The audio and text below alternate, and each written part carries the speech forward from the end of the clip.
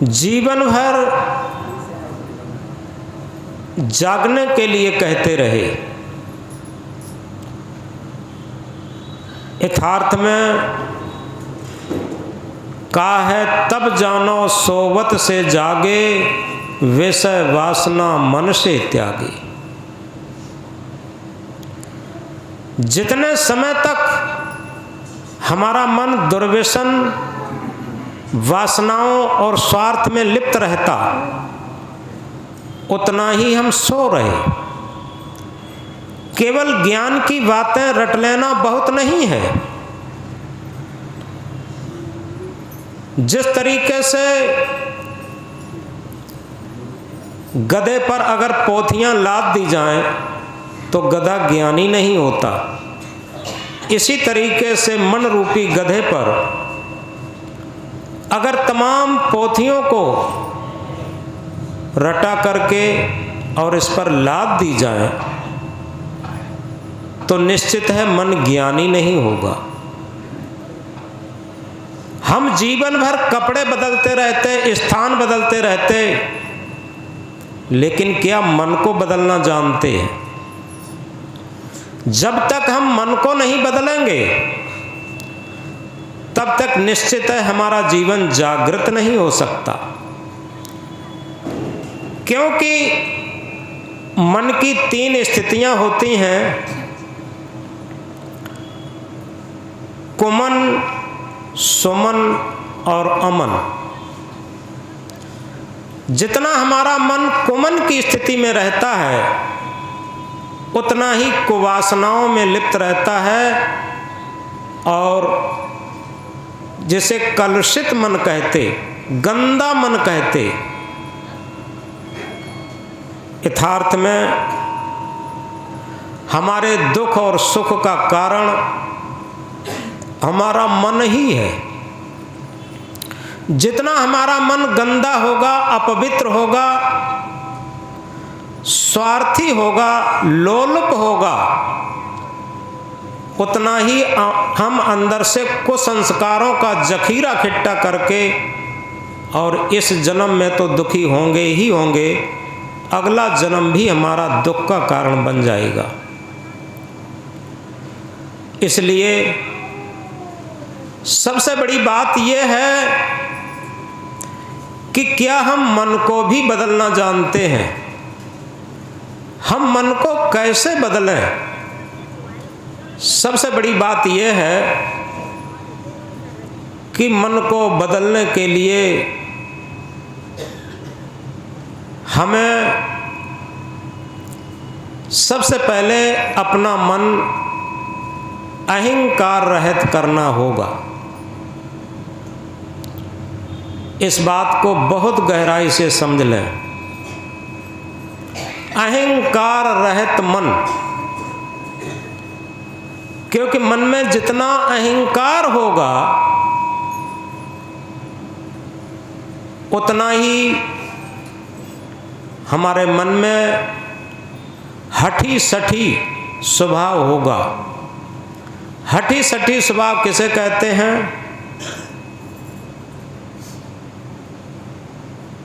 जिस तरीके से घर में देखा होगा, छोटे छोटे बच्चे होते हैं और उनकी माँ रोकती हैं उन्हें,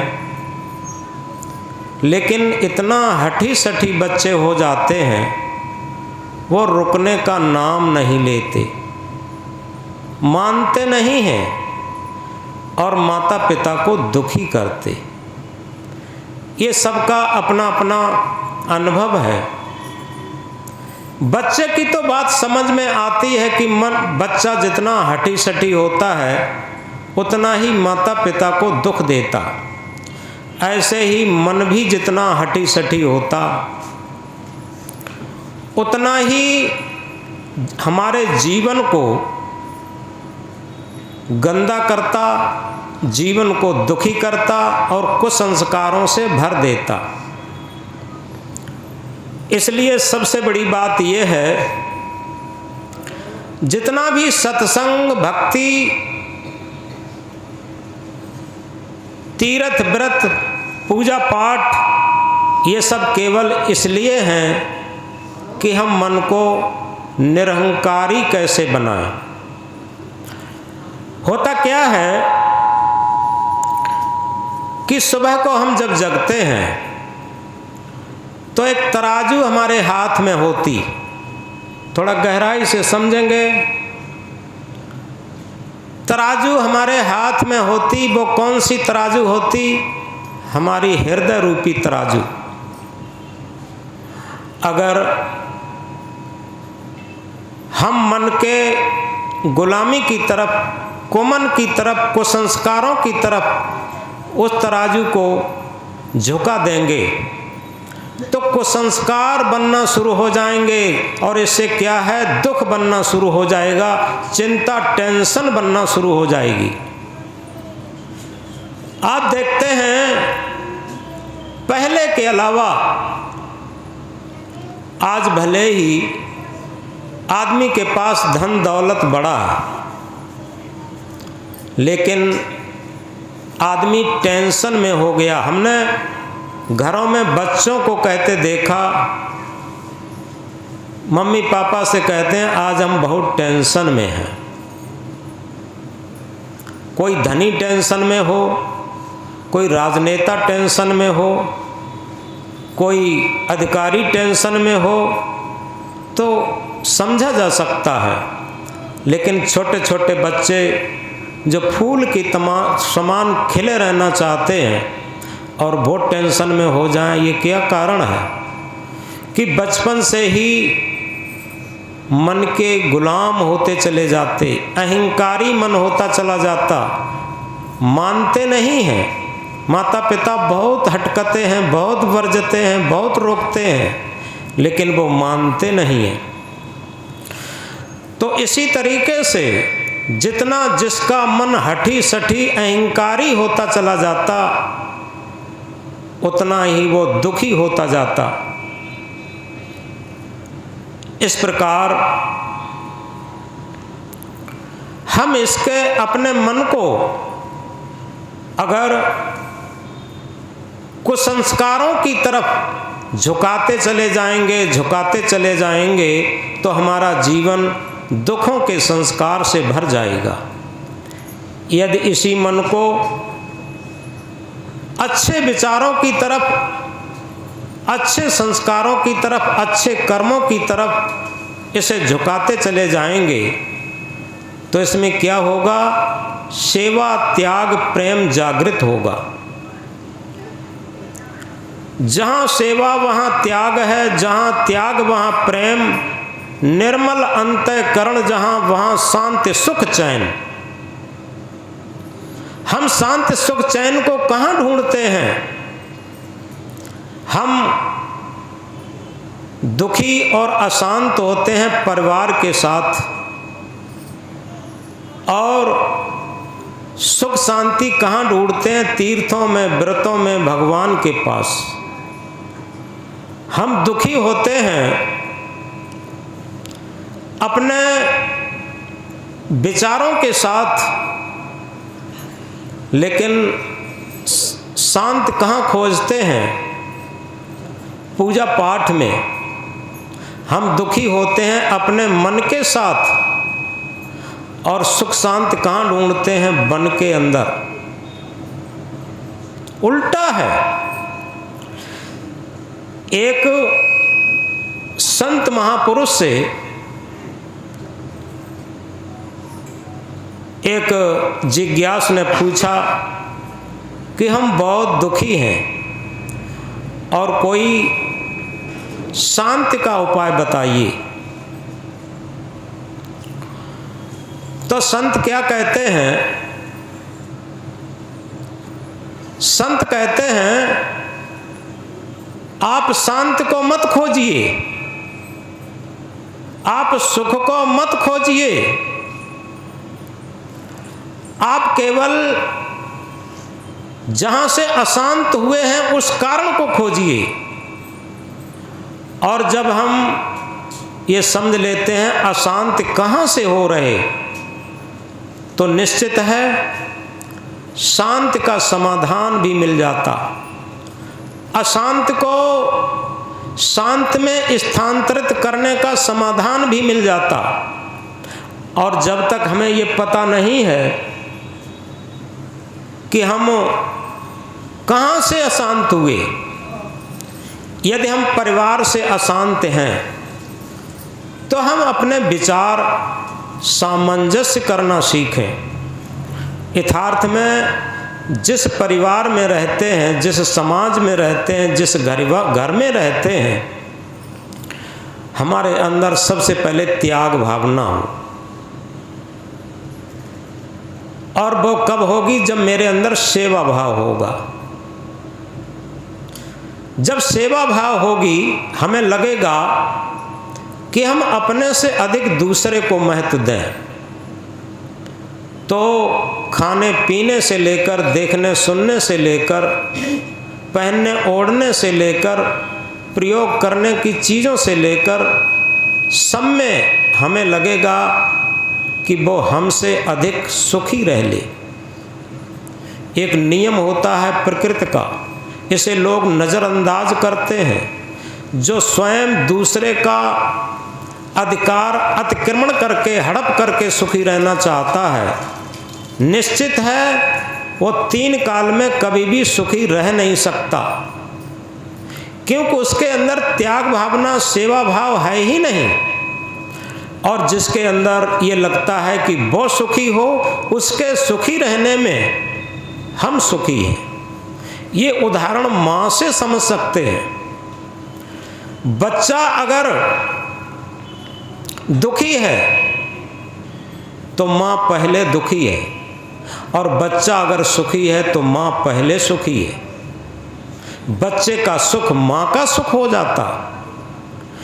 माँ से हम उदाहरण ले सकते हैं। इसी तरीके से जब वही माँ वही पिता बूढ़े होते हैं तो जो लड़के और बहुएं हैं उनकी बात को नज़रअंदाज करते, ये नहीं सोचते हैं कि जब हमारा बचपन था, शैशव काल था, तब माता पिता का सुख हमारे सुखी रहने में था, हमारे संतुष्टि रहने में था, और आज उन्हें हम असंतुष्ट कर रहे हैं। तो निश्चित है कबीर साहब का एक महामंत्र याद कर लें, कबीर कमाई आपनी निष्फल कभू न जाए, बोया पेड़ बबूल का आम कहाँ ते खाएं। अगर हमने अपने खेत में बबूल का बीज बो दिया है तो कबीर साहब कहते हैं हम आशा किए बैठे हैं कि हमें पके पके मीठे मीठे आम के फल खाने को मिलेंगे। बबूल के बीज बोकर के आम के फल खाने को कहाँ से मिलेंगे? असंभव, इम्पॉसिबल है। इसी तरीके से एक्शन टू रिएक्शन, क्रिया की प्रतिक्रिया होती है। हम अपने माता पिता के दुख को नहीं समझते, अपने माता पिता की सुख सुविधाओं को तिरस्कृत करते रहते, नज़रअंदाज करते रहते। लेकिन वही बीज रूप में आकर के जब हमारा बुढ़ापा आता है तो हमारे बच्चे तिरस्कृत करते हैं उसी तरीके से। ये क्रम बच नहीं सकता। इसलिए सुख का जो वास्तविक साधन है आज और वर्तमान में है। वर्तमान में हम क्या दूसरे की सुख सुविधाओं की तरफ ध्यान देते हैं? दूसरे की सुखी संतुष्टि रहने पर हमें सुखी संतुष्टि मिलती है, ये समझने की बात है। तो इसलिए हम भ्रम में जीते हैं, और ये भ्रम का जीना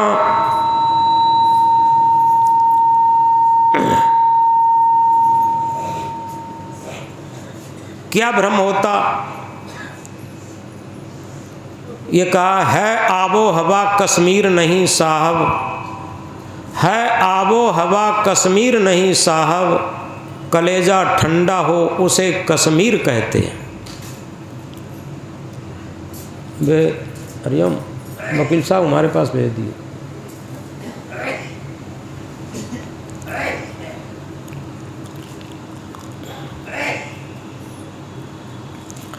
है आबो हवा कश्मीर नहीं साहब, कलेजा ठंडा हो उसे कश्मीर कहते। कभी कभी क्या होता है, लोग गर्मी के दिन जब भीषण गर्मी आएगी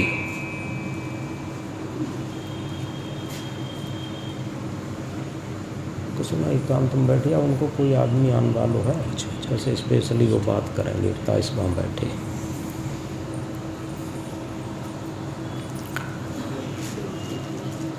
अभी गर्मी आएंगी जब भीषण गर्मी, लोग जो पैसे वाले लोग हैं, मंत्री लोग हैं, बड़े बड़े सेठ लोग हैं, वो क्या करते हैं, जहाँ ठंडे प्रदेश हैं, कश्मीर है, वहाँ जाते हैं और वहाँ ये सोचते हैं ठंडा मिलेगा। लेकिन होता क्या है, अगर उनके अंदर विकार है, स्वार्थ है, मन गंदा है, तो निश्चित है उनको वहाँ ठंडक नहीं महसूस होगी, शीतलता नहीं महसूस होगी। और इसीलिए कहा है आबो हवा कश्मीर नहीं साहब, कलेजा ठंडा हो उसे कश्मीर कहते हैं। हमारे अंदर हमारा अंतःकरण शीतल हो, हमारा मन शीतल हो, हमारा हृदय शीतल हो, ये शीतलता की निशानी है। तो इसलिए हम इस भ्रम में न रहें कि बाहरी वातावरण हमें आंतरिक सुख शांति दे सकता है। बाहरी वातावरण सुख शांति नहीं दे सकता।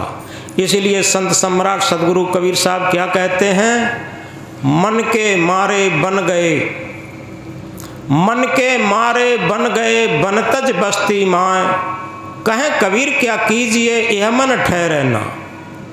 पिनक में आकर के लोग वन में चले जाते, पिनक में आकर के लोग वन में चले जाते, एकांत में चले जाते, और वहाँ जब क्या होता है, अपने मन के अंदर समाज और संसार दिखाई देता, परिवार दिखाई देता। वन में बैठे हैं लेकिन परिवार दिखाई देता। कबीर साहब क्या कहते हैं, मन के मारे बन गए, मन की पिनक में सोचा चलो एकांत में और वन में वहाँ शांत मिलेगी। अभी हमने सूत्र में कहा था कि हम अशांत होते हैं मन के साथ और शांत खोजते हैं वन में, अशांत होते हैं परिवार के साथ, शांत खोजते हैं मंदिर मस्जिद गिरजाघर में। इसलिए जहाँ से अशांत हुए हैं वहीं पर शांति को खोज करें, उसे स्थानांतरित कर सकते हैं, क्योंकि मन बदलने की जरूरत है।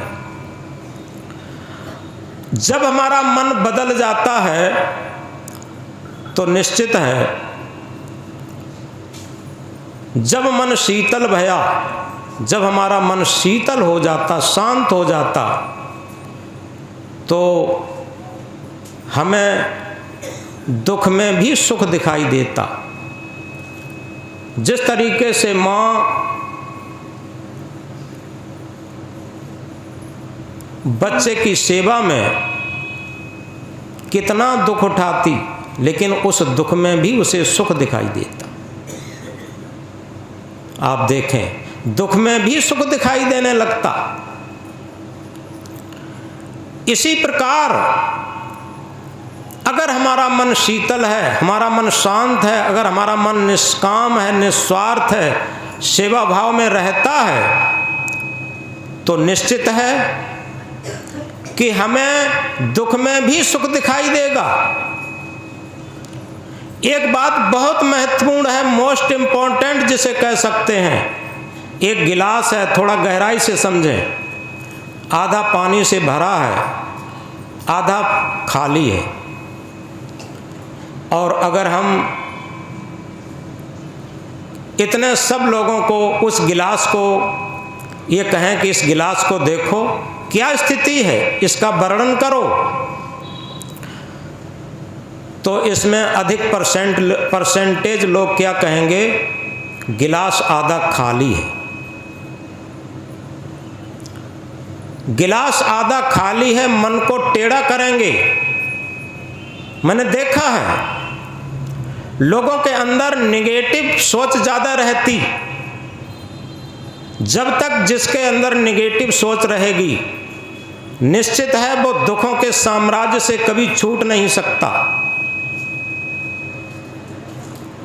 जब हमारे अंदर पॉजिटिव सोच, जिसे सकारात्मक विचार कहते हैं, जब हमारे अंदर सकारात्मक विचार होते हैं तो निश्चित है हमें दुख में भी सुख महसूस होने लगता।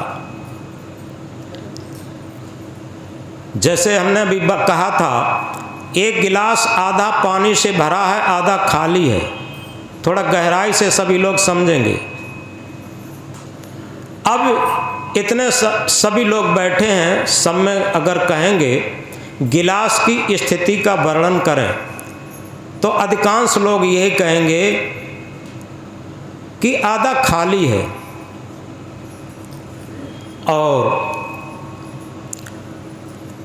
कुछ लोग जिनके सकारात्मक विचार हैं वो क्या कहेंगे कि अरे चलो कम से कम आधा तो भरा है। गहराई से समझेंगे इन बातों को, चलो कम से कम आधा तो भरा है। लेकिन एक विचार और होता है जिसे समता का विचार कहते। बहुत ऊंची चीज है, जिसे सुख दुख से समता का विचार, सुख दुख से पार समता का विचार कहते हैं। वो क्या कहेगा, गिलास पूरा भरा है।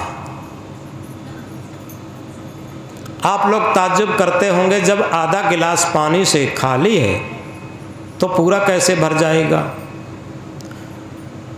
जब समता का साम्राज्य आता है तब तो पूरा गिलास भरा दिखाई देता। कैसे भरा दिखाई देता, आधा गिलास तो पानी से भरा ही है, लेकिन आधा ऑक्सीजन से भरा है। पूरा गिलास भरा है। ये क्या है, समता का साम्राज्य। इसे भक्ति का साम्राज्य कहते हैं, इसे शांति का साम्राज्य कहते हैं। इसमें नेगेटिव विचारों का खात्मा होता। यथार्थ में हम जीवन भर नेगेटिव विचारों से उबर नहीं पाते। हमने एक झोपड़ी से राजमहल तक देखे। गरीब लोगों के अंदर सकारात्मक विचार ज़्यादा होते और रईस लोगों के अंदर नकारात्मक विचार ज़्यादा होते। जिन लोगों के अंदर नकारात्मक विचार ज़्यादा होंगे, निश्चित है वो उनका मन अहंकारी होता। और जिनके अंदर सकारात्मक विचार ज़्यादा होते, उनका मन निरहंकारी होता। सुबह सुबह 4:45 बजे यहाँ पे एक प्रार्थना होती है। उस प्रार्थना की एक लाइन बहुत महत्वपूर्ण है, निरंकारी जग से पारी, बोध रूपारी दुख दाहर। निरंकारी व्यक्ति ही संसार सागर से पार हो सकता, और दुनिया में कोई ताकत नहीं है। ये नहीं है किसके साथ कितना फौज फामड़ा चलता है, किसके पास कितना बड़ा धन दौलत है, पद प्रतिष्ठा है, ये कुछ नहीं। एक ही सूत्र है, निरंकारी जग से पारी, बोध रूपारी दुख दाहर। सारे दुखों का नष्ट करने वाला और अपने अंदर विवेक ज्ञान प्रज्ञा बोध जागृत करने वाला अगर कोई स्थिति है तो वो है निरंकारी मन। जितना हमारे अंदर निरंकारी मन समावेश होता जाएगा, उतना ही हमारे अंदर से भक्ति प्रस्फुटित होती जाएगी। इसीलिए कबीर साहब ने क्या कहा, तीर्थ गए 3 जने, चित चंचल मन चोर, एक पापन काटिया लादेन दसमन और। तीर्थ में गए चित के चंचल मन के चोर कामी लोग, वहाँ एक भी पाप कटा बटा नहीं। क्या हुआ? 10 मन लाद और लाए। सदगुरु कबीर साहब क्या कहते हैं? तीर्थ वही जो कि पाप से तारत, पाप वही मन मध्य विकारा। तीर्थ वही जो कि पाप से तारत, पाप वही मन मध्य विकारा। सो सत संगत तीर्थ सत्य है, दुर्गुण नासत लागन वारा।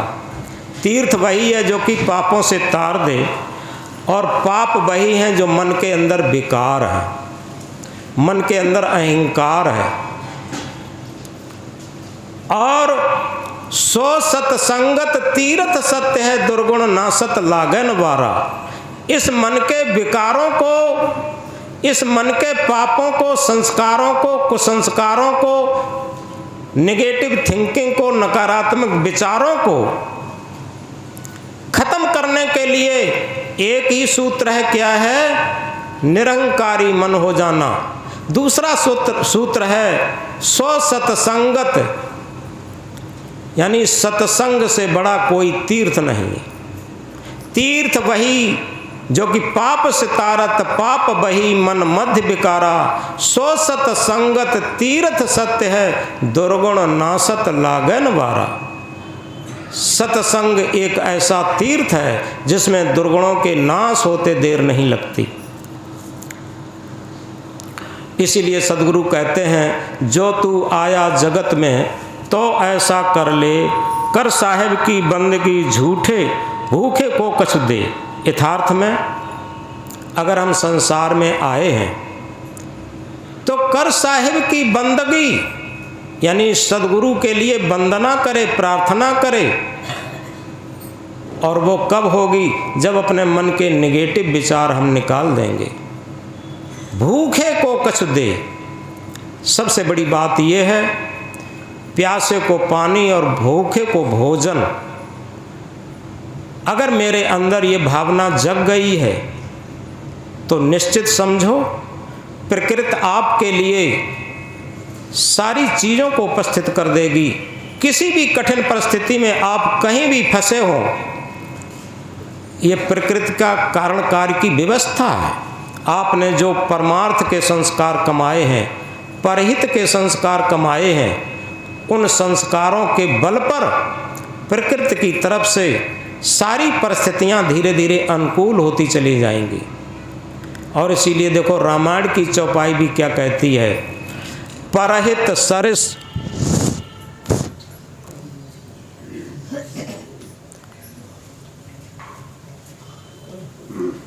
परहित सरिस धर्म नहीं भाई, पर पीड़ा सम नहीं अदमाई।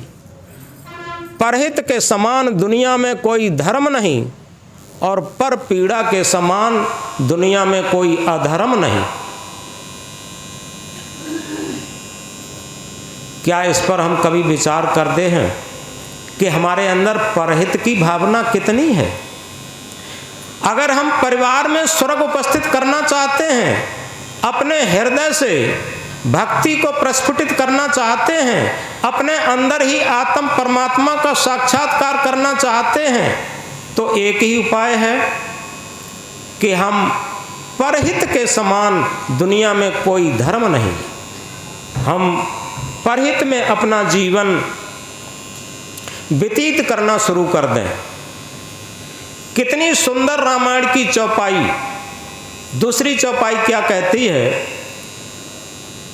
सत्य समान धर्म नहीं दूजा, जप तप यज्ञ होम नहीं पूजा। सत्य के समान दुनिया में कोई धर्म नहीं, जप तप यज्ञ होम पूजा। अभी कुछ दिन के बाद, शायद कुछ दिन के बाद, क्या कल से ही नव दुर्गा पूजा शुरू हो जाएगी। अब उसमें बहुत अच्छे तरीके से व्रत रहा जाएगा, बहुत अच्छे तरीके से पूजा होगी 9 दिन के लिए। ये 9 दुर्गा पूजा भी यथार्थ में ये हमारा जो शरीर रूपी किला है ये एक दुर्ग के समान है। इसके 9 दरवाजे हैं, 9 दरवाज़ों का ये किला है। और इस किला में आत्मा रूपी दुर्गा उपस्थित है।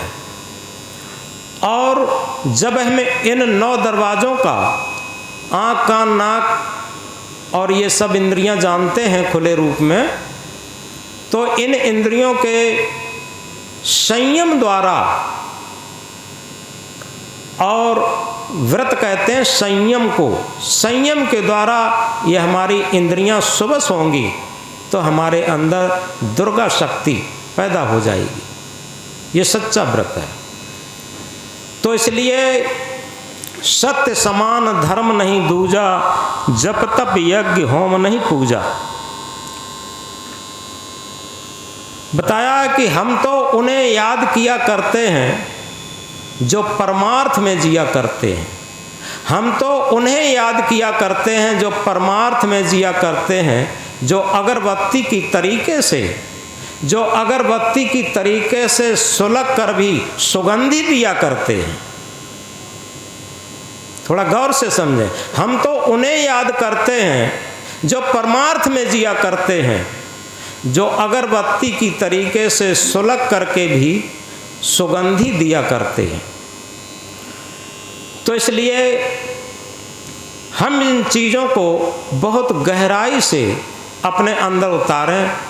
इसमें सबसे बड़ा सूत्र वही है कि हमारे सकारात्मक विचार हों, निगेटिव थिंकिंग ना हो, क्योंकि नकारात्मक विचार हमारे जीवन में नरक भर देते और सकारात्मक विचार हमारे जीवन में स्वर्ग भर देते।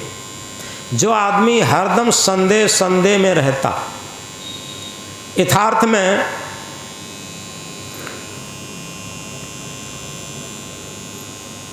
एक आदमी, ये सत्य घटना है, दिल्ली में एक संत गए थे और उनके पास शाम के टाइम एक भक्त गए थे। उस टाइम सत्संग खत्म हो गया था, भोजन चल रहा था और भोजन का भी अंतिम समय था। भोजन चल रहा था, एक भक्त गए तो उन गुरुजी ने, उन संत ने ये कहा कि भाई आए हो, भोजन का समय है, भोजन कर लो। तो उन भक्त ने कहा कि नहीं गुरुजी, भोजन हम नहीं करेंगे, हम एक रिश्तेदारी में जा रहे हैं और वहाँ रिश्तेदारी में जाएंगे जब, तो अगर भोजन करके यहाँ से जाएंगे तो वो यूँ कहेंगे अरे हमारे यहाँ आए और भोजन नहीं किए, तो वो भला बुरा मानेंगे। इसलिए हम भोजन वहीं करके करेंगे जा करके। गुरुजी ने कहा ठीक है, कोई बात नहीं, वहाँ कर लेना। हम तो इसलिए कहा कि यहाँ भोजन का टाइम है। तो वहाँ पहुँचे। जब वहाँ पहुँचे तो संयोग क्या था कि उसी टाइम वो कपड़े पहन करके और अपना बैग निकल करके कहीं जाने वाले थे, तब तक ये पहुँच गए। महाशय जी ये पहुँचे, नमस्कार हुआ, दुआ बंदगी हुई। दुआ बंदगी के बाद बिठाया गया और ये कहा कि देखो इनको चाय वाय पिला देना और कोई व्यक्ति हमारे इंतज़ार में है, हमें ज़रूरी बात करना है। जब ये बात कही तो अब उन महाशय जी को संदेह ये हो गया, क्या ये मिलना नहीं चाहते? अरे हम इतनी दूर से आए थे, घंटा आध घंटा हमें नहीं दे सकते थे? थोड़ी देर बाद वो 2-4 बातें करके समाचार पूछने के बाद चले गए। पत्नी ने उन्हें चाय वगैरह दी, बिस्कुट वगैरह दी, बेमन से वो चाय बिस्कुट खाए और पत्नी ने भी समझा और उन्होंने भी समझा ये देर से आए हैं तो भोजन तो करके आए ही होंगे। तो उन्होंने कहा कि अपने बच्चे से कहा कि वो रिश्ता में जो लगते थे कि हमने बिस्तर लगाया है वहाँ लेट जाएं। तो उस बच्चे ने जो रिश्ता लगता था कहा कि मम्मी ने बिस्तर लगा दिया है, आप लोग लेट जाएं। कि नहीं नहीं, हमें लेटना नहीं है, हमें जाना है। वो वहाँ से भी चल दिए। अब वहाँ से भी चल दिए तो गुरुजी के पास आए। थोड़ा चेहरा लटका हुआ था। जब चेहरा लटका हुआ था तो संत गुरु सब बातें जान लेते हैं, वह समाज में ही रहते हैं। तो गुरुजी ने कहा कि क्या वो मिल नहीं पाए? कि हाँ, मिल तो गए थे, मिल तो गए थे। फिर क्या हुआ? क्या भोजन नहीं पाए? अब वो चुपचाप रह गए। गुरुजी ने कहा बताओ, भोजन न पाए हो, यहाँ व्यवस्था हो जाएगी। तो उन्होंने कहा क्या बताएं, पता नहीं उनका स्वभाव क्या बदल गया कि उन्होंने भोजन की पूछी ही नहीं। अब गुरुजी ने कहा कोई बात नहीं, अभी यहाँ भोजन तैयार हो जा है। उन्होंने आर्डर दिया और एकदम भोजन तैयार हो गया। उन्होंने भोजन पाया, भोजन पाके अपने पास बुलाया और ये कहा कि देखो, सबसे बड़ी बात यह है, यहाँ पर तुम्हारी भूल है। तुम्हारे अंदर नकारात्मक विचार ज़्यादा है। सबसे बड़ी बात यह है कि तुम अपने तरफ से विचार करते रहते, और इसमें हकीकत यह है तुम्हारे रिश्तेदार की गलती कोई नहीं है, गलती सब तुम्हारी है।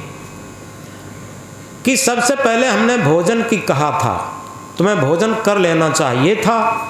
और जब गए तुम, जब वहाँ पहुँचे तो कह देते कि अरे क्या बताएं, गुरुजी हैं, हमारे गुरुजी हैं, संत हैं, उन्होंने आग्रह ज़्यादा किया तो भोजन पाना पड़ा, अन्यथा तुम्हारे यहाँ तो पाते ही, तो उन्हें भी कोई बुरा नहीं लगता, भोजन पा ही लेते।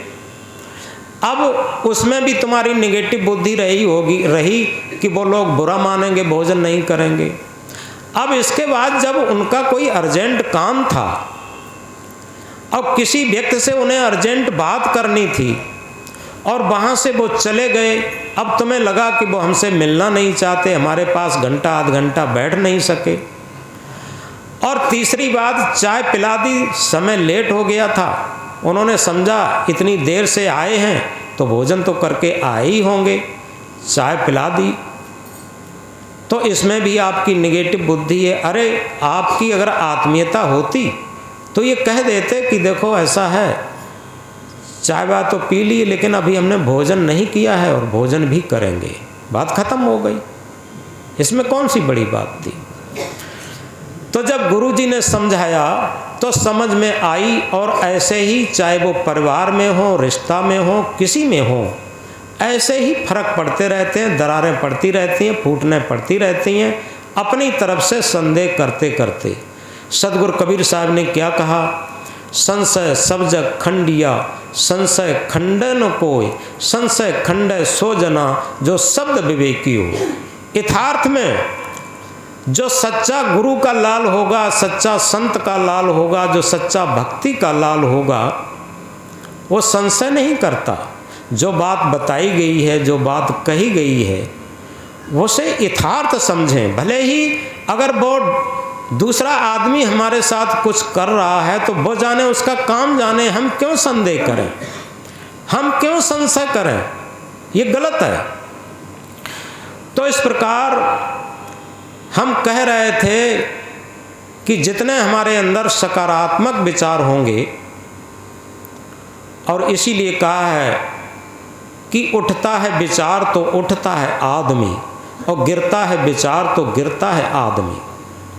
हमारे उठने और गिरने का आधार केवल धन दौलत नहीं है, हमारे गिरने और उठने का आधार हमारे अच्छे विचार और खराब विचार हैं, सकारात्मक विचार और नकारात्मक विचार हैं। जब तक हमारे अंदर विचारों की गहराई बनी रहेगी, विचारों में पवित्रता बनी रहेगी, विचारों में सकारात्मकता बनी रहेगी, विचारों में समता बनी रहेगी, तब तक हमारा जीवन उज्जवल रहेगा और हमारा भविष्य भी उज्जवल रहेगा।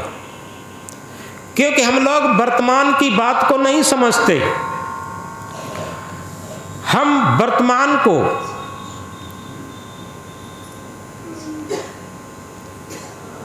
एक दिन पति पत्नी आए तो पति से हमने पूछा क्या करते हैं? अरे गुरुजी कुछ नहीं, एक छोटी मोटी फैक्ट्री में छोटा मोटा काम करते हैं, कुछ नहीं करते, क्या बताएं। ऐसे कहे और चेहरा भी सिकोड़ लिया। हमने कि भले आदमी, तुम्हारे ये विचार अच्छे नहीं हैं, जो भी कार्य करते हो उसे महान कार्य समझो, इसमें सकारात्मकता लाओ, वही कार्य महान बना देगा। आप ये कतई मत सोचो कि हम छोटा काम कर रहे। हमने एक सत्य उदाहरण दिया, ये कथा नहीं है, ये सत्य उदाहरण है। और ये तबका है जब भारत और पाकिस्तान में बंटवारा हुआ था। एक सिंधी परिवार का लड़का, ये बिल्कुल सत्य घटना है, ऐतिहासिक है। सिंधी परिवार का लड़का वहाँ से भाग के आया, उसका परिवार भी विस्थापित हो गया था और वो अकेला आया और भारत के एक शहर में पहुँचा।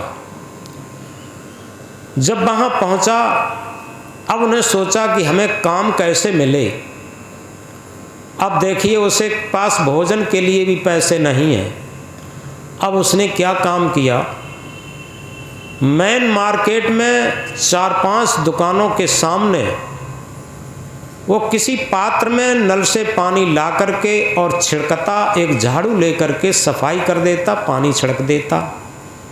अब उसे 2 दिन हो गए,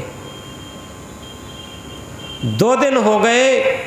अब वो दुकानदार आपस में सलाह करते हैं कि उन्होंने ये नौकर किया होगा, उन्होंने ये नौकर किया होगा। एक दिन आपस में पूछा, भाई ये आदमी जो रोज़ पानी छिड़क कर इतनी अच्छी व्यवस्था करता है, वो किसने नौकर किया? सब ने कहा हमने नहीं किया, हमने नहीं किया, हमने नहीं किया।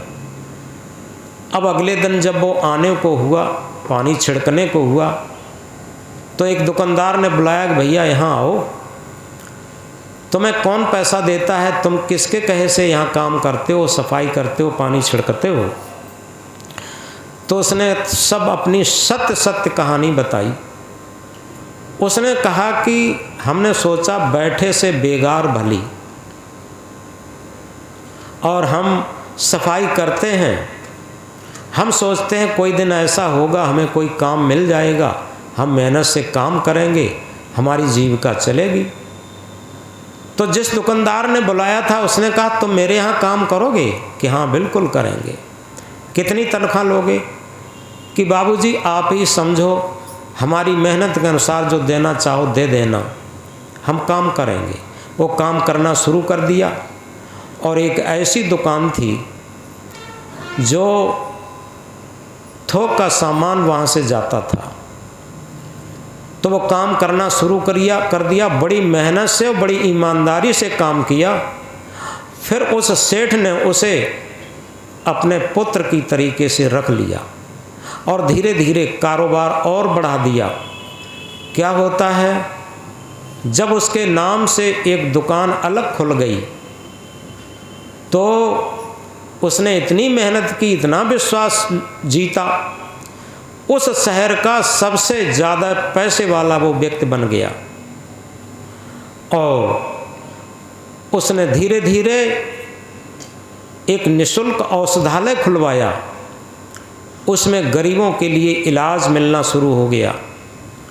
तो समझो उस शहर का सबसे बड़ा वो सेठ भी बना और सबसे बड़ा परमार्थी व्यक्ति भी बना, धर्मार्थी व्यक्ति भी बना। अब उसके अंदर क्या था? उसके अंदर ये सकारात्मक विचार थे। केवल आप कहीं भी हैं, किसी भी क्षेत्र में हैं, और ये मत माने कोई काम छोटा होता है, हम उस काम को पूजा मान कर करें, ये जीवन की सबसे बड़ी सफलता है। याद रखें, एक जगह कहा है, शहीदों के नाम में डिगरियां नहीं होती। याद रखें, शहीदों के नाम में डिगरियां नहीं होती और बदनसीबों के हाथ में चूड़ियां नहीं होती। सबको उस रजिस्टर में हाजिरी लगाना है, सबको उस रजिस्टर में हाजिरी लगाना है, क्योंकि मौत के दफ्तर में छुट्टियां नहीं होती। मौत के दफ्तर में छुट्टियां नहीं होती। क्यों हम अपने को अहंकार में गोता लगाए हुए हैं जीवन को? हमें उस दफ्तर में, रजिस्टर पर हाजिरी लगाना है, क्योंकि मौत के दफ्तर में कभी छुट्टियां नहीं होती।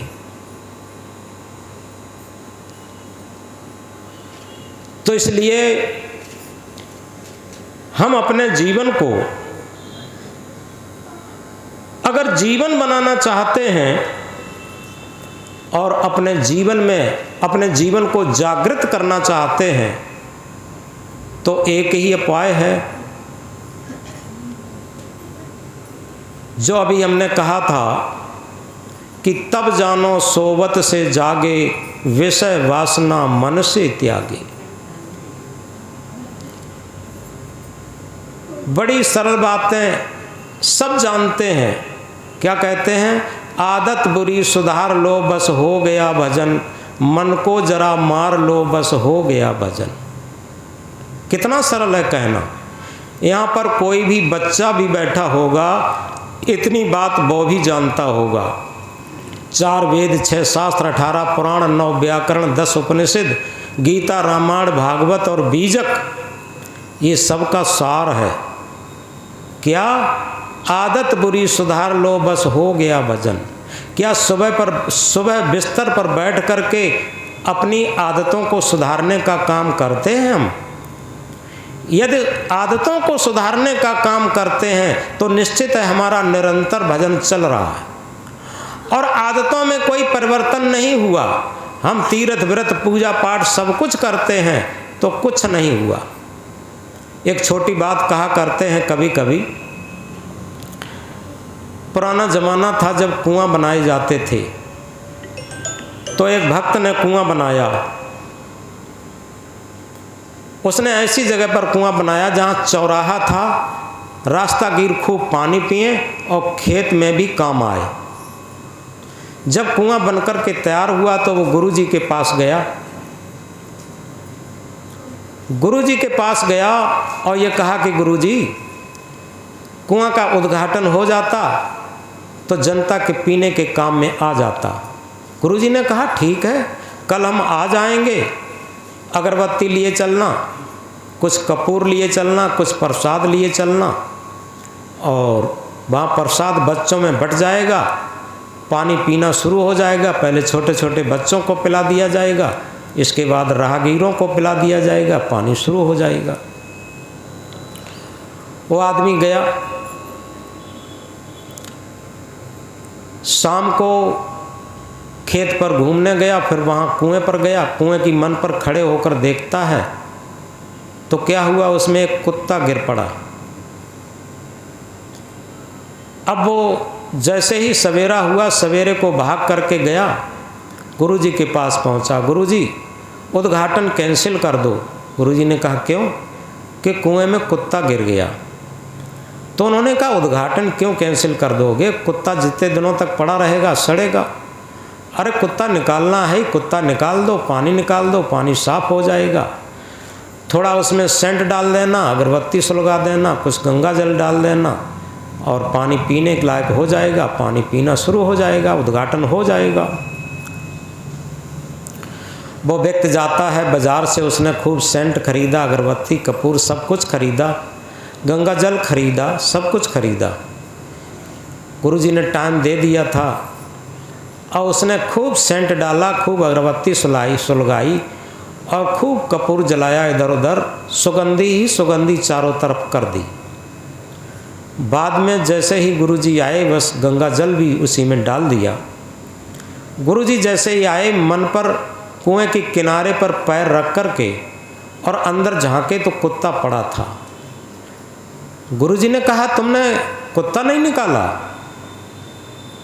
तो भक्त क्या कहता, गुरुजी बस एक बात भूल गए, बाकी आपने जो बताया था, मैंने अगरबत्ती भी सुलगाई, मैंने कपूर भी सुलगाया, मैंने सेंट भी डाला, मैंने गंगाजल भी डाला, सब कुछ किया, लेकिन कुत्ता निकालना भूल गए। गुरुजी ने कहा कुत्ता निकालना ही सब कुछ था और वही चीज़ तुम भूल गए। तो गुरुजी ने कहा कि देखो इसी तरीके से जैसे तुम कुएं में से कुत्ता निकालना भूल गए, इसी तरीके से ये हमारा अंतःकरण एक कुआं रूप है, इसमें अहंकार रूपी कुत्ता पड़ा है। हम पूजा भी करते हैं, व्रत भी करते हैं, उपवास भी करते हैं, तप भी करते हैं, तीर्थ भी करते हैं और यज्ञ हवन भी करते हैं, सारे भूमंडल की परिक्रमा भी करते हैं, सब कुछ कर लेते, लेकिन क्या नहीं करते? उस व्यक्ति की तरीके से अहंकार रूपी कुत्ता नहीं निकालते। और इसी से षडांध आती रहती पूरे जीवन में, दुख संकट आते रहते पूरे जीवन में, पश्चाताप आते रहते। तभी तो कहा है बचपन खेल में खोयो, जवानी नींद भर सोयो, बुढ़ापा देख कर रोयो। कबीर जब हम पैदा हुए, जगत हंसा हम रोए, ऐसी करनी कर चलो हम हंसें जग रोए। कबीर साहब इंकलाब करके कहते हैं बच्चा जब जन्म लेता है तो बच्चा रोता है, समाज खुशी मनाता, ढोल बजाता, परिवार ढोल बजाता। मनुष्य का ही बच्चा एक ऐसा बच्चा है जो रोते रोते जन्म लेता, शिकायत करते करते जीवन व्यतीत करता और पश्चाताप के टप टप आंसू गिराते हुए चला जाता। मनुष्य के अलावा कोई भी पशु रोते रोते जन्म नहीं लेता, कोई भी पशु पक्षी का बच्चा रोते रोते जन्म नहीं लेता, शिकायत करते करते जीवन व्यतीत नहीं करता और पश्चाताप के टप टप आंसू गिराते हुए नहीं जाता। जो सृष्टि का सिरमौर प्राणी है, जो अपने अंदर बहुत अहंकार करता है कि हम सृष्टि के सबसे सिरमौर प्राणी हैं, ज्ञानी हैं, अहंकारी हैं, वही रोते रोते जन्म लेता, शिकायत करते करते जीवन व्यतीत करता, पश्चाताप के टप टप आंसू गिराते हुए चला जाता। और इसीलिए कबीर साहब जगाते हैं, वो क्या कहते, ऐसी करनी कर चलो हम हंसें जग रोई। अंत में हमें रोना न पड़े। और वो कब होगा? अंत में, क्योंकि हम सुबह से शाम तक ऐसा कार्य करें, थोड़ा गहराई से समझें, ये सूत्र है। सुबह से शाम तक ऐसा कार्य करें, शाम को बिस्तर पर जाएं तो हमें कोई पश्चाताप न हो और तुरंत नींद आ जाए। हम जवानी पर ऐसे कार्य करें कि बुढ़ापा हमारा दुखदाई न हो पाए। हम जन्म से और मृत्यु काल तक ऐसे संस्कारों को इकट्ठा करें जो हमारी मृत्यु आनंददायक बन जाए, सुखदायी बन जाए। और वो कब होगी? जो कबीर साहब का हम मंत्र याद रखेंगे, क्या? ऐसी करनी कर चलो हम हंसें जग रोई। हम ऐसा कर्तव्य पथ बनाएं, ऐसा भक्ति पथ बनाएं, ऐसा आचरण रहनी गहनी पथ बनाएं, ऐसे विचारों का पथ बनाएं, ऐसे सकारात्मक विचारों का पथ बनाएं जिससे कि हम प्रसन्नता में जाएं और समाज हमारे लिए रोए। ये कौन सा ठेका है कि हम प्रसन्नता में जा सकते? क्योंकि जब वर्तमान में प्रसन्नता में नहीं है तो बुढ़ापे में प्रसन्नता में कैसे रहेंगे? मृत्यु के समय प्रसन्नता में कैसे रहेंगे? हम जिस एज में हैं, जिस उम्र में हैं, जिस परिस्थिति में हैं, उसी उम्र में, उसी परिस्थिति में प्रसन्नता से रहना सीख लें। यथार्थ में लगता होगा कि उस परिस्थिति में हम प्रसन्नता में कैसे। एक बात बताओ, गांधी जी जब स्वतंत्रता की लड़ाई लड़ रहे थे, अंग्रेज़ों ने टट्टी की डलिया गांधी जी के सिर पर रखी और ऊपर से पानी छोड़ा। पूरे शरीर पर टट्टी बह रही थी, बदबू बह रही थी और अंग्रेज अफसर ने यह कहा, कहिए स्वतंत्रता के पुतले बापू, कैसा लग रहा है? गांधी जी ने बड़ी प्रसन्नता में क्या कहा, मुझे ऐसा लग रहा है कि हमारे नस नस में, रग रग में स्वतंत्रता की लहर दौड़ रही। अब बताओ, ये दुख में भी सुख बनाना नहीं है क्या? ध्रुव की कथा याद करिए, जब उसके सौतेली माँ ने, सुरची ने चांटा लगाया था और ये कहा था, खबरदार कभी राजा की गोद में खेलने की हिम्मत मत करना, क्योंकि उसकी बड़ी माँ सुनीति थी। तो राजा जो उत्तानपाद थे वो सूरज से ज़्यादा प्रेम करते थे और इसलिए वो मुड़चड़ी थी। मुड़चड़ी होने से उसने अपनी बड़ी बहन की, जेठानी की बेटे को चांटा लगा दिया था और ये कहा था कभी भी राजा की गोद में खेलने की हिम्मत मत करना। वही 5 वर्ष का ध्रुव बालक अपनी माँ के पास गया रोता हुआ और उसने क्या कहा कि माँ, राजा की गोद से, राजा की गद्दी से कोई बड़ा स्थान है? माँ ने कहा, हाँ बेटा, राजा की गोद से, राजा की गद्दी से बड़ा स्थान है आत्म परमात्मा की गोद, सदगुरु की गोद, सत्य की गोद। अगर हम आत्म परमात्मा की गोद में पहुंच जाएं, सत्य की गोद में पहुंच जाएं, भक्ति की गोद में पहुंच जाएं, तो निश्चित है वो बहुत बड़ी गोद है। बताओ, उस दुख में ध्रुव ने क्या सुख नहीं बनाया? आज भी ध्रुव का नाम लिया जाता। मीरा के लिए जहर दिया गया। क्यों दिया गया था? उसने रैदास को, रविदास जी को महाराज को गुरु बनाया था, जो पहुँचे हुए संत थे, लेकिन लोग जात के आधार पर उन्हें देख रहे थे, जो सड़क पर बैठ करके जूते टाँगते थे। रविदास को उनके अंदर गुरत्व नजर आ रहा था, सत्यत्व नजर आ रहा था उनकी रहनी गहनी में। और मीरा ने उनको जब गुरु बनाया तो उसके परिवार वालों ने जहर तक दिया। वो जहर उसके लिए अमृत जैसा बन गया। और मीरा क्या कहती है? मीरा मगन भई गलियां गलियां गुरु गुण गाने लगी। कब? उसके अंदर सकारात्मक विचार थे, जिन्हें राम को आज भगवान कहते हैं लोग। थोड़ा गहराई से समझें। कहाँ अगले दिन उनकी राजगद्दी होने वाली थी और कहाँ उनका वनवास हो गया। वनवास और राजगद्दी में वो कोई डिफरेंस नहीं देख रहे थे, कोई भिन्नता नहीं देख रहे थे। अगर आज का युग होता तो दशरथ को वो जेल में डाल के राजगद्दी ले लेते। कल तुम क्या कहते थे? आज तुम पागल हो गए क्या? हमारी राजगद्दी की तैयारियां चल रही हैं और तुम कहते हो वनवास चले जाओ। जेल में डाल देते। लेकिन राम के अंदर समत्व भाव था, समता का भाव था, सकारात्मक विचार था और वो जल को धन मानते थे। एक महासूत्र निकल के आता है, जो आज भी जन को धन मानता है वो धन के पीछे लड़ता नहीं है, याद रखें। और जो धन को धन मानता है उसे जन धन नहीं दिखाई देता। तो राम को भगवान नहीं कहते। अगले दिन वो खुशी से अगर जंगल नहीं चले जाते, वन में नहीं चले जाते, 14 वर्ष के वनवास में नहीं चले जाते, भाइयों में भी कोई झगड़ा नहीं हुआ पूरे जीवन। भरत अगर ये सोचते कि हमारा कांटा निकल गया, हमेशा हमेशा के लिए हमारी गद्दी स्थापित हो गई, तो भरत राम की तरफ न जाते और बाद में राम के भेजने पर एक तपस्वी जीवन बना करके और खड़ाऊं रख करके गद्दी पर, राम के खड़ाऊं रख करके, और वो राज्य शासन नहीं करते।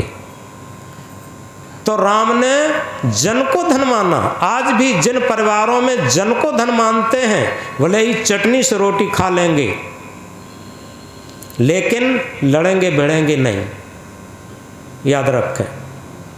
ये सबसे बड़ा भक्ति का सूत्र है। और वही महाभारत में जब श्री कृष्ण शांति दूत बन करके गए थे दुर्योधन के पास, तो ये कहा था श्री कृष्ण ने कि दुर्योधन ऐसा करो, पांडवों को तुम 5 गांव दे दो और सारा राज तुम करो। तो दुर्योधन ने क्या कहा था? उंगली हिला करके कहा था किसी कीमत पर हम 5 गांव नहीं दे सकते, बिना लड़े एक सुई के नोक के बराबर नहीं दे सकते। और उन्होंने धन को धन माना, वही हुआ।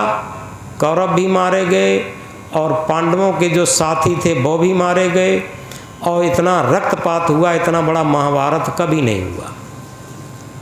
थोड़ी भी लड़ाई हो जाती है, एक मुहावरा बन गया है, तो कहते हैं क्या यार महाभारत लगाए हो। क्यों हुआ था? इनके अंदर एक स्वार्थ जग गया था। कौन सा? इन्होंने धन को धन माना था।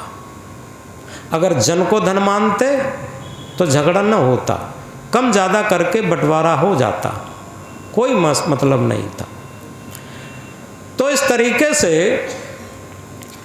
हम इन चीज़ों को अगर देखें तो जहाँ भी सकारात्मक विचार हैं आज भी, और अगर सही पूछो तो एक छोटी सी कहानी के द्वारा हम इन बातों को स्पष्ट करते हुए बात को आगे ख़त्म करेंगे कि एक घर में भक्ति की बहुत अच्छी व्यवस्था थी और वो लोग बड़े प्रेम से रहते थे। कंबाइंड परिवार था। एक दिन क्या होता है, 4 बजे के टाइम उनके दरवाजे पर खटखट की आवाज़ सुनाई दी। तो घर मालकिन, उस घर के लोग सब 4 बजे ही जग जाते थे, अपने भजन भक्ति भी करते थे। खटखट की आवाज़ सुनाई दी तो घर मालकिन निकल के जाती हैं। जैसे ही गेट खोला तो वहाँ 3 लोग खड़े थे, अपरिचित थे। घर मालकिन ने पूछा, भाई आप लोग कौन हैं, इतनी जल्दी किससे मिलने आए हैं, आप लोग अपना परिचय दीजिए। तो उन्होंने कहा देखो आगे हैं वो लक्ष्मी जी हैं, और इसके पीछे यश महाराज हैं, और इसके पीछे प्रेम महाराज हैं। लक्ष्मी कहते हैं धन को, यश कहते हैं मान सम्मान को, प्रेम तो जानते ही हैं। तो हम 3 लोग आए हैं, उन्होंने कहा तुम लोगों की भक्ति पर खुश होकर के, लेकिन एक शर्त है, तीनों में से एक ही लोग आपके घर में रहेंगे। अब आप विचार करके बताओ किसे लेना चाहोगी, लक्ष्मी को लोगी, यश को लोगी, किसको लोगी? तो घर मालकिन ने क्या कहा, थोड़ा बात को गहराई से समझें। घर मालकिन ने कहा कि हम अकेले कोई निर्णय नहीं करती, हम अपने मालिक साहब से और घर वालों से सलाह करके ही निर्णय करते हैं। मेरे परिवार में एक नीति है कि हम लोग परिवार के सभी लोग सलाह कर लेते हैं, चाहे छोटा काम हो चाहे बड़ा काम हो, और सलाह करके ही कोई निर्णय निकालते हैं। आप 2 मिनट का इंतज़ार करिए, अभी मैं सलाह करके बता रही। घर मालकिन अंदर जाती हैं, अपने मालिक साहब से, घर वालों से पूछा, ऐसे ऐसे अपन लोगों की भक्ति पर खुश होकर के 3 लोग उपस्थित हैं। आगे लक्ष्मी जी हैं, इसके पीछे प्रेम जी हैं, इसके पीछे यश महाराज हैं, इसके पीछे प्रेम महाराज हैं, और शर्त यह है कि तीनों में से एक ही आना चाहते हैं, बताओ किसे ले आएं। घर मालिक भी बहुत माइंडेड थे, बुद्धिमान थे। उन्होंने क्या कहा कि ऐसा करो, लक्ष्मी को तो रहने दो। लक्ष्मी तो बहुत लोगों के पास थी, सुना जाता है लंका सब सोने की थी, रावण के पास बहुत सोना था, बहुत धन, बहुत लक्ष्मी थी, लेकिन अहंकार बहुत था, और अहंकार के कारण ही उसका पतन हुआ। सारी लंका जल के राख हुई। और दुर्योधन के पास भी बहुत धन था, बहुत लक्ष्मी थी, वो भी सब धन के अहंकार में कट मर गए। कंस के पास भी बहुत धन था, कंस ने अपने पिता को जेल में डाल करके गद्दी को लिया था, और उसका भी पतन हुआ। और वही नहीं, बड़े बड़े राजा महाराजा इतिहास के अंदर हुए जिनके पास बहुत धन दौलत, सोना चांदी, लक्ष्मी थी, लेकिन अहंकार बहुत था। सारे अहंकारियों का नाश हुआ। प्राउड रुइन्ड द एंगल्स, अभिमान ने देवताओं को नष्ट किया। इसलिए लक्ष्मी को तो रहने दो, ऐसा करो यश को भी रहने दो। अगर किसी का मान सम्मान ज़्यादा हो जाता है, हमने देखा कई विद्यार्थी पढ़ने में बड़े योग्य थे और उनकी थोड़ी तारीफ कर दी और वो वैसे ही अयोग्य हो गए, अहंकार आ गया। जैसे ही अहंकार आता है, यश मान सम्मान आने से पतन होता। ऐसे ही साधु मार्ग में, साधना मार्ग में, साधना में पारंगत नहीं हो पाए, मान सम्मान हो गया तो क्या हो जाता। एक जगह कहा है, चतुराई चौपट करे ज्ञानी गोता खाए, सीधा साधा सरल जीवनता आत्म पद दर्शाए। और राग रंग में दुनिया रीझे चटक मटक में नारी, राग रंग में दुनिया रीझे चटक मटक में नारी, और भाव भगत में साधु रीझे तीनों निपट अनारी। याद रखें, कहाँ बहुत अच्छा भोजन मिलता है, कहाँ ज़्यादा दक्षिणा मिलती है, वहाँ अगर साधु इस तरीके से, तो तीनों निपट अनारी।